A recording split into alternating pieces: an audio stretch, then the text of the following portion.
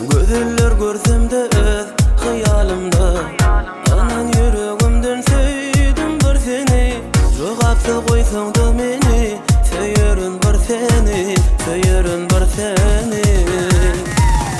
Kalbimin aşklarını sana versem, yeniden görmedim beyle güzeli. Sendine sevgime anan, sevgi derde koyun, yüreğimde arma. Yeter, yüreğimi yeme hasretin yeter. Kıyma beni yarım artık yeter.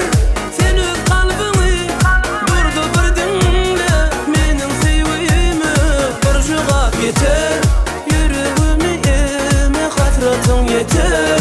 Kıyma beni yarım artık yeter. Sen öz kalbini burada bir dinle, menin sevgimi bir cevap yeter.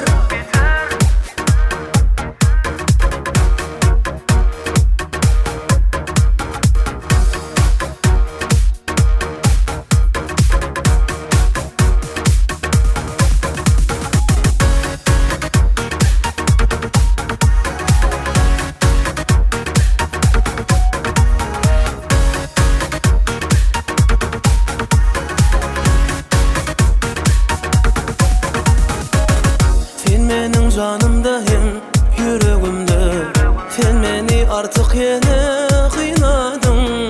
Hiçbir bahana yok, gölle gözlere bak, süydüm bir seni. Kalbimin aşklarını sana versem, yeniden görmedim beyle güzeli. Sendine sevgime anan, sevgi derde koyun, yüreğimde arma.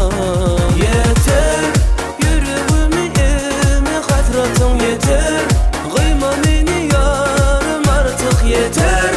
Sen öz kalbini burada bir dinle, menin sevgimi bir cevap yeter. Yüreğimi yeme hasretin yeter.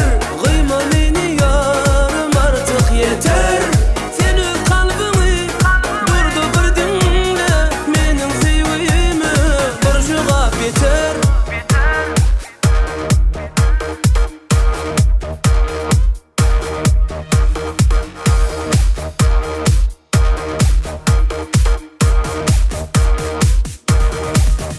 Yeter, yüreğimi yeme hasretin yeter.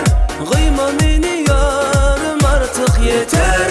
Sen öz kalbini burada bir dinle, menin sevgimi bir cevap yeter.